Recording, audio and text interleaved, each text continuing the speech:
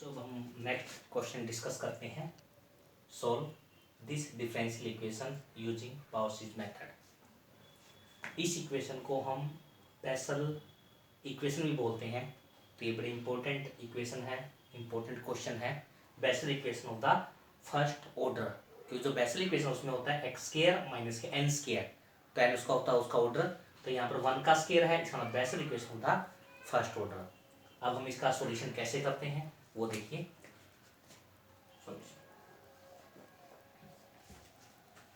सबसे पहले हम ये चेक करेंगे कि जो x इक्वल टू 0 है वो कैसा पॉइंट है, क्या ऑर्डिनरी पॉइंट है या सिंगुलर पॉइंट है। उसको चेक करने के लिए हम क्या करते हैं, इसका कोफिशिएंट 1 बनाते हैं। तो d2y अपॉन में dx स्क्वायर, तो x के से इसको डिवाइड करेंगे तो 1/x dy by dx plus x के से डिवाइड करेंगे तो 1 माइनस के 1/x square y is equal to 0। तो यहां से हमारा जो px है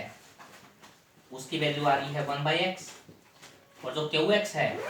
उसकी वैल्यू आ रही है 1 अपॉन 1 माइनस के x स्क्वायर। अब अगर हम x इक्वल टू 0 पुट करते हैं तो इसका जो डिनोमिनेटर है वो 0 आ रहा है। इसका मतलब ये हुआ कि जो x इक्वल टू 0 है उस पर जो px है वो एनालिटिक नहीं है। अगर px और qx में से कोई भी अगर एक भी नॉन एनालिटिक हो जाता है, नॉट एनालिटिक हो जाता है, तो हम ये बोलते हैं कि जो x इक्वल टू 0 है वो ऑर्डिनरी पॉइंट नहीं है। तो ऑर्डिनरी पॉइंट तो है नहीं। इसका मतलब ये हुआ कि अब हम इसको मल्टीप्लाई करेंगे x माइनस के 0 px से और इसको हम मल्टीप्लाई करेंगे x माइनस 0 का स्क्वायर qx। अब अगर हम इसको x से मल्टीप्लाई करते हैं यहाँ 1 आ जाएगा और यहाँ पर अगर x कैसे करते हैं तो ये आ जाएगा x स्क्वायर माइनस के 1। अब अगर हम 0 पुट करते हैं तो इसका जो डिनोमिनेटर है वो भी नॉन जीरो आ रहा है, इसका जो डिनोमिनेटर है वो भी क्या आ रहा है, नॉन जीरो आ रहा है। इसका मतलब ये हुआ कि जो x इक्वल टू 0 है वो कैसा पॉइंट है, रेगुलर सिंगुलर पॉइंट है। अगर रेगुलर सिंगुलर पॉइंट है तो हमें पता है जो सॉल्यूशन है वो हम किससे करते हैं, बाय फ्रोबेनियस मेथड करते हैं। अब फ्रोबेनियस मेथड से इसका सॉल्यूशन देखो। अब हमें पता है कि उसमें जो सॉल्यूशन हम क्या चूज करते हैं, y is equal to summation r is running from 0 to infinity a r x की पावर m प्लस के r this is equal to, तो x की पावर m इसमें कॉमन आ जाएगा और इसका समेशन खोल लेंगे तो ये आ जाएगा a not plus a1x plus a2x का स्क्वायर प्लस a3x का क्यूब प्लस के एंड सो ऑन a4x की पावर 4 प्लस के एंड सो ऑन। तो हमारे पास ये होगा। अब हमें पता है कि इसका सॉल्यूशन है तो इसको क्या करेगा, सेटिस्फाई करेगा। तो यहाँ पर y है dy बाई dx है तो इसका डेरिवेटिव कर दो dy by dx is equal to summation r is running from 0 to infinity a r, ये कितना होगा m प्लस के r, ये कितना होगा x की पावर m प्लस के r माइनस के 1। फिर हम इसका सेकंड डेरिवेटिव करेंगे d2y अपॉन में dx square is equal to summation r is running from 0 to infinity a r m plus के r माइनस 1 x की power m plus r minus के 2। अब ये वैल्यू है, इसको सेटिस्फाई करें तो हम इसमें पुट करते हैं तो यहाँ पर आ जाएगा x स्क्वायर d2y अपॉन में dx स्क्वायर, वो हमारे पास ये है summation r is running from 0 to infinity a r m plus के r माइनस 1 x की power m plus r minus के 2। उसके बाद plus x dy by dx की वैल्यू पुट करो summation r is running from 0 to infinity a r m plus r x की power m plus r minus के 1। Next plus के x square minus के 1 y की value put कर दो summation r is running from 0 to infinity a r x की power m plus के r is equal to 0। अब हम क्या करते हैं, इस x स्क्वायर को अंदर मल्टीप्लाई करते हैं। तो अगर हम x स्क्वायर को अंदर लेके जाएंगे तो यहाँ पर आ जाएगा m प्लस के r, यहाँ पर ये x है इसको अंदर लेके जाएंगे तो यहाँ पर आ जाएगा m प्लस r। यहाँ पर हम क्या करेंगे, x स्क्वायर से अलग मल्टीप्लाई करेंगे, 1 से अलग मल्टीप्लाई करेंगे। तो यहाँ से हमारा जो फैक्टर होगा ये होगा summation r is running from 0 to infinity a r m plus के r m plus r minus 1 x की पावर m प्लस के r plus summation r is running from 0 to infinity a r m plus r x की power M plus के r plus, जब x के से multiply करें तो यह आ जाएगा summation are is running from 0 to infinity A R X की power M plus R plus K 2 minus K, जब 1 से करेंगे तो summation are is running from 0 to infinity A R X की power M plus R is equal to 0। तो हमारे पास ये होगा। नेक्स्ट टारगेट बच्चों, आप लोगों को पता है कि हम क्या करते हैं कि x की जितनी भी पावर उनको सेम बनाते हैं, यानी सभी को हम क्या करेंगे x की पावर m प्लस के अंदर कन्वर्ट करेंगे। तो यहाँ पर क्या m प्लस r है, तो इसका मतलब r को हम क्या पुट करते हैं k पुट करते हैं, तो r की जगह k। यहाँ पर m प्लस r है तो r की जगह k पुट करते हैं ताकि m प्लस k में कन्वर्ट हो जाए, तो r की जगह k। यहाँ पर क्या है m प्लस r प्लस 2 है तो r प्लस 2 की जगह क्या रखते हैं k रखते हैं, तो r plus 2 is equal to k ताकि m प्लस k में कन्वर्ट हो जाए। यहाँ पर क्या है r, तो r की जगह हम क्या रखते हैं k रखते हैं ताकि m प्लस k के अंदर कन्वर्ट हो जाए। तो ये पुटिंग हम इसके अंदर देते हैं, तो इससे क्या होगा कि x की जितनी भी पावर है वो सारी इक्वल हो जाएंगी।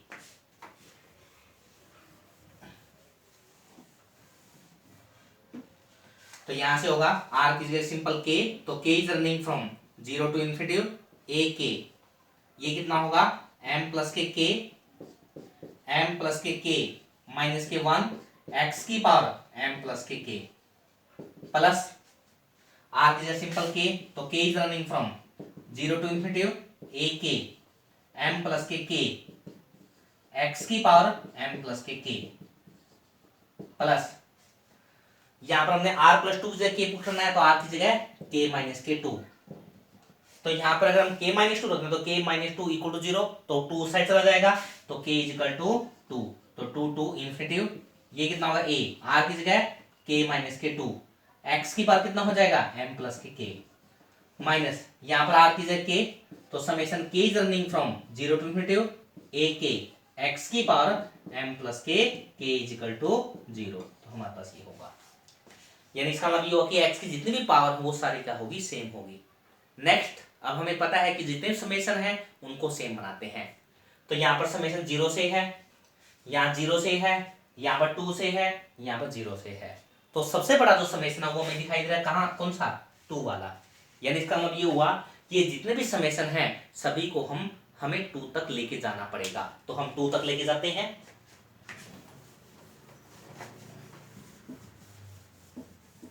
अब 2 तक कैसे लेके जाएंगे, पहले k की जगह 0 पुट करो तो आ जाएगा a0, k की जगह 0 तो m, ये कितना होगा m माइनस के 1 x की पावर m प्लस,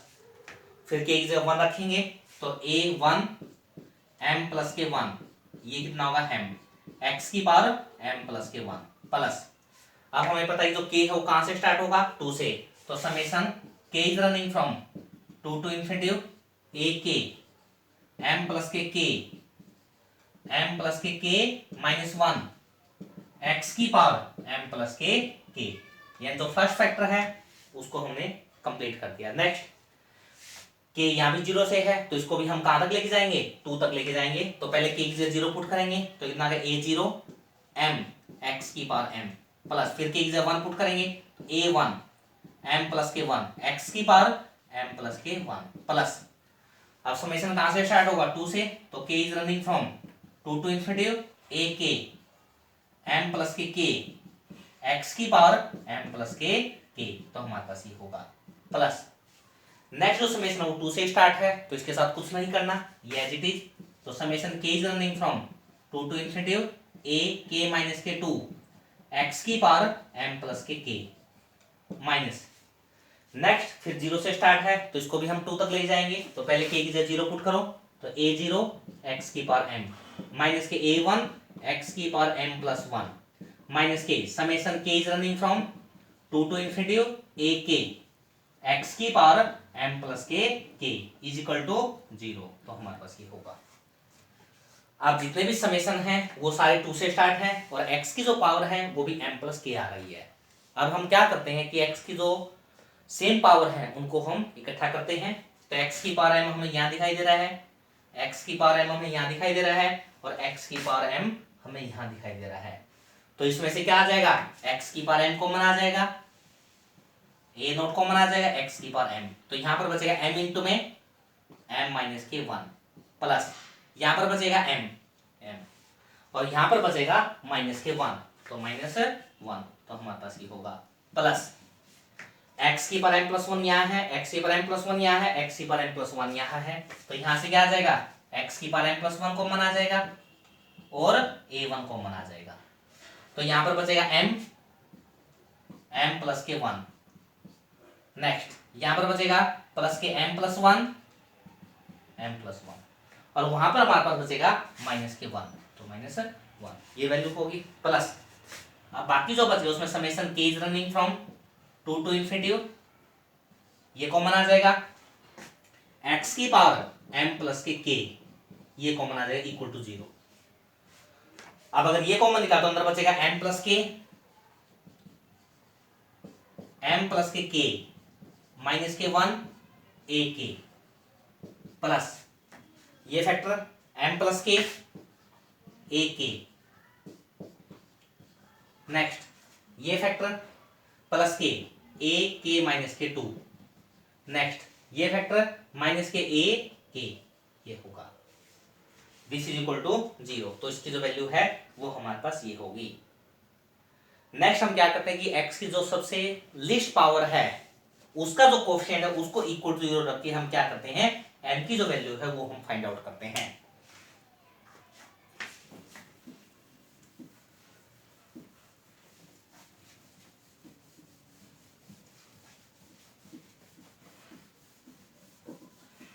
तो देखो x की जो लिस्ट पावर है वो ये है, x की पावर m इसका कोएफिशिएंट है, तो यहां से m-1 कॉमन आ जाएगा, तो m-1 m प्लस के 1 a0 इज इक्वल टू 0। अब a0 को तो हम 0 लेंगे नहीं, क्योंकि अगर a0 को 0 ले लिया तो ये अगर a0 नॉट इक्वल टू 0 है तो हम a0 अगर इक्वल टू 0 आता है तो ये फैक्टर क्या होगा, नॉन जीरो। अब नॉन जीरो कुछ भी हो सकता है तो वहां से m के हम नहीं निकाल सकते, तो हम इसको नॉन जीरो लेते हैं, इसको हम क्या लेते हैं, नॉन जीरो लेते हैं, इसका ये फैक्टर क्या होगा, 0 होगा। तो यहाँ से m की जो वैल्यू है वो हमारे पास होंगी 1 एंड -1, तो ये m की value I. It is the third case. First case था कि m की जो दोनों वैल्यू हैं वो डिफरेंट आती हैं, तो यहाँ भी डिफरेंट है, लेकिन वहां पर क्या होता था कि m की जो दोनों वैल्यू है वो डिफरेंट है, दोनों के बीच में जो डिफरेंस होता है नॉट एन इंटीजर होता था, लेकिन यहाँ पर क्या है कि इन दोनों के बीच में जो डिफरेंस है वो कितने का आ रहा है, 2 का आ रहा है, इसका मतलब दिस द इंटीजर। इसका मतलब ये हुआ कि ये हमारे पास अलग केस है। दूसरा जो केस था उसमें m की दोनों वैल्यू क्या थी, सेम थी, और तीसरा केस हमारे पास ये है। अब इसमें हमारे पास m की वैल्यू अलग अलग, नो इंटीजर का डिफरेंस मुझे क्या प्रॉब्लम आती है उसको हम आगे देखते हैं। तो आगे देखो उसके बाद हम क्या करेंगे, a1 a2 a3 ये फाइंड आउट करेंगे। तो यहाँ से क्या करेंगे, नेक्स्ट x की पावर m+1 का जो कोएफिशिएंट है उसको इक्वल टू 0 रखते हैं, तो यहाँ से आ जाएगा a1, ये a1, यहाँ से हमारे पास क्या होगा m प्लस के 1 m+1, 1 से 1 कैंसिल, प्लस के m इज इक्वल टू 0, तो हमारे पास ये होगा इट्स इंप्लाइज। तो यहां से हम ये बोल सकते हैं it's implies a1 is equal to 0, ये जो a1 है उसकी वैल्यू हमारे पास क्या होगी, 0 होगी, क्योंकि देखो अगर यहां से हम वैल्यू हम 1 रखें या -1 रखें, अगर 1 रखते हैं तब ये नॉन जीरो आ रहा है, -1 रखते हैं तो ये -1 + 1 ये 0 हो जाएगा, लेकिन यहाँ पर -1 हो जाएगा तब ये नॉन जीरो आ रहा है। इसका मतलब क्या हुआ कि जो a1 हो क्या होगा, 0 होगा। नेक्स्ट हम a2 a3 a4 वगैरह निकालते हैं। अब उसके लिए हम क्या करेंगे, इसकी हेल्प से हम वैल्यू निकालेंगे। अब इसमें हमारे पास क्या है, m प्लस k, यहाँ भी है m प्लस के, यहाँ भी है a के, यहाँ भी है a के, यहाँ भी, ये कॉमन निकाल लेते हैं, तो अंदर क्या बचेगा, m प्लस के कॉमन निकाल दिया, a की कॉमन निकाल दिया, तो यहाँ पर बचेगा m प्लस के -1, m प्लस के -1 +1, और यहाँ पर हमारे पास क्या होगा, +1। उसके बाद नेक्स्ट हमारे पास कितना है, -a के, ये भी है, प्लस ये कितना होगा, a k -2 is equal to 0, तो हमारे पास ये होगा। अब हमें दिखाई दे रहा है कि a के यहाँ भी है, a के यहाँ भी है, तो दोनों में a की कॉमन आ जाएगा, 1 से 1 कैंसिल, तो ये होगा m प्लस के k इसका होल स्क्वायर -1 a की कॉमन आ जाएगा is equal to 0 is equal to -a k -2, ये होगा। यानी यहां से a की जो वैल्यू है वो हमारे पास आएगी a k is equal to -a k -2 upon में m प्लस के का होल स्क्वायर माइनस के 1, तो हमारे पास ये होगा इज द वैल्यू और where k is greater than और इक्वल टू 2, तो यहाँ पर 2 से स्टार्ट है। अब यहां से हमने जो वैल्यू है वो a1 की हम फाइंड आउट कर चुके हैं। नेक्स्ट हम वैल्यू निकालते हैं a2 a3 a4 इनकी वैल्यू। तो नेक्स्ट देखिए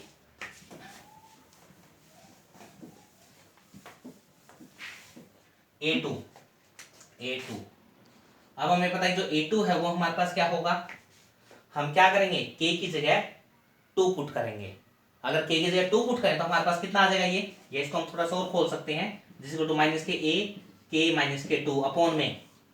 a स्क्वायर माइनस के b स्क्वायर, तो ये हो जाएगा m प्लस के 1 और m प्लस के k माइनस के 1 a square minus b square, तो a प्लस b इंटू में a माइनस b। अब k की जगह 2 पुट करो तो माइनस के a नोट अपॉन में k की जगह 2, तो 2 प्लस 1 3,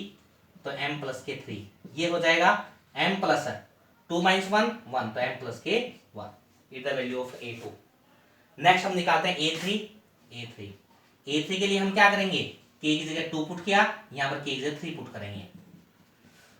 अब देखो अगर हम k की जगह 3 पुट करते हैं तो यहाँ पर आएगा 3 माइनस के 2 यानी a1, और a1 हमारे पास कितना 0 है, इसका मतलब ये फैक्टर क्या होगा 0। नेक्स्ट हम निकालते हैं k इक्वल टू 4, तो a4 इक्वल टू, तो a4 करेंगे तो k की जगह 4 आ जाएगा। अगर k की जगह 4 है तो 4 माइनस 2 2, तो a2 अपॉन में 4 प्लस 1 5, तो m प्लस के 5, और ये कितना हो जाएगा m प्लस के 4 माइनस 1 3, ये आ जाएगा। अब हम क्या करते हैं a2 की जो वैल्यू है वो यहाँ पुट कर देते हैं, तो यहाँ से आ जाए a नोट अपॉन में कितना होगा m प्लस 1 m प्लस 3 इसका होल स्क्वायर और m प्लस के 5, तो ये वैल्यू होगी एंड सो ऑन। इस तरह से हम वैल्यू निकाल सकते हैं।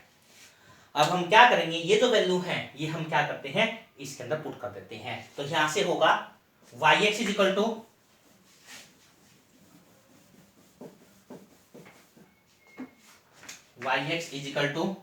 x की power m a naught, a1 की जो वैल्यू हमारे पास कितने 0, तो यहाँ पर 0 पुट करेंगे तो ये 0 आ जाएगा। a2 की जो वैल्यू है हमारे पास कितने माइनस के a नोट अपॉन में m प्लस के 1 m प्लस के 3 x का स्क्वायर प्लस a3 जो वैल्यू हमारे पास कितने 0 0 हो जाएगा। नेक्स्ट हम निकालते हैं a4 की जो वैल्यू हमारे पास कितनी आ रही है a नोट अपॉन में m प्लस के 1 m प्लस 3 इसका स्क्वायर m प्लस के 5 x की पावर 4 प्लस के एंड सो ऑन, हमारे पास ये value is the value of 5x। अब नेक्स्ट हमारे जो बारी आती है वो आती है m की वैल्यू पुट करने की। अब हम क्या करते हैं m की जो वैल्यू है एक 1 है, एक m की वैल्यू कितनी है -1 है। अब देखो बच्चों अगर हम m की जगह -1 रखते हैं तो क्या आएगा, अगर हम -1 रखते हैं तो यहां क्या होगा -1 प्लस 1 0, -1 प्लस 1 0, इसका मतलब ये हुआ ये जो फैक्टर है ये क्या हो जाएगा इनफाइनाइट हो जाएगा। इसका मतलब ये हुआ कि इसका जो yx है उसका जो आंसर है वो क्या किसको टेंड कर रहा है इन्फिनिटी को टेंड कर रहा है। इसका मतलब ये सॉल्यूशन तो हमारे लिए काम का नहीं है। इसका मतलब ये हुआ कि यहां से जो प्रॉब्लम आ रही है वो हमें इस फैक्टर की वजह से प्रॉब्लम आ रही है m इक्वल टू -1 पे, यानी इसका मतलब ये हुआ कि अगर हम इस फैक्टर को हटा दें तो m इक्वल टू -1 इसके ऊपर काम कर सकता है। अब ये फैक्टर हटाने के लिए हमें क्या करना पड़ेगा, m प्लस 1 की वजह से दिक्कत आती है m प्लस 1 को हटाना पड़ेगा। तो हम क्या करते हैं put a naught is equal to a naught constant है उसको पुट कर देते हैं b नोट इनटू में m प्लस के 1, ये पुट कर देते हैं। अब देखना बच्चों अगर हम ये पुट करते हैं तो क्या होगा, अगर हम ये पुट करते हैं क्या होगा yx is equal to x की power m a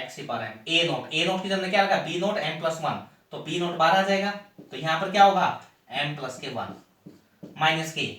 m plus 1 से m प्लस 1 कैंसिल, तो x स्क्वायर अपॉन में m प्लस के 3 प्लस x की पावर 4 अपॉन में कितना हो जाएगा m प्लस 3 का स्क्वायर, और ये कितना होगा m प्लस के 5 प्लस के एंड सो ऑन। यानी इसका मतलब ये हुआ कि हमारे पास जो इनफाइनाइट वाली प्रॉब्लम थी वो ये पुटिंग से क्या होगी खत्म हो गई हमारे पास। अब हम m की जगह -1 आराम से रख सकते हैं। तो यहां से होगा yx at m is equal to -1 this is equal to, आप -1 रखते हैं तो हमारे पास क्या होगा, x की पावर -1 b नॉट, ये b नॉट -1 + 1 0, यहां पर कितना -x² अपॉन में m की जगह -1 तो -1 + 3 2 प्लस x की पावर 4 अपॉन में -1 + के 3 यानी 2 तो 2 का स्क्वायर, -1 + के 5 तो कितना 4 and so on is the value of yx। ये yx की जो वैल्यू है वो हमें m इक्वल टू -1 पे मिल जाएगी। यानी इसका मतलब ये हुआ this is equal to 1/x। इस x को हम अंदर लेके जाते हैं तो यहां से आ जाएगा x x का क्यूब एंड सो ऑन, तो हमारे पास ये होगा। तो ये हमारे पास है yx at m equal to -1 पे।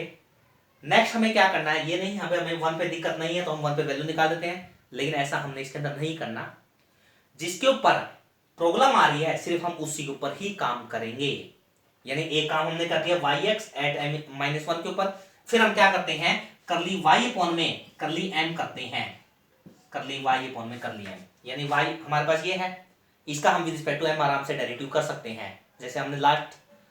लेक्चर के अंदर भी किया था कि कैसे हम डेरिवेटिव करते हैं बाय प्रोडक्ट रूल। तो हम इसका डेरिवेटिव करेंगे, फिर हम उसमें क्या करेंगे m की जगह -1 रखेंगे, तो हमें क्या मिलेगा, ये एक सॉल्यूशन और मिल जाएगा।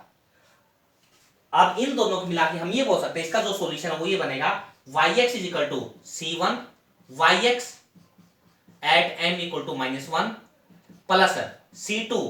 करली y by curly m at m equal to -1 बस which is the get the required solution. अब हमने इस 1 को क्यों छोड़ दिया, इस 1 का तो हमने कहीं पे यूज ही नहीं किया,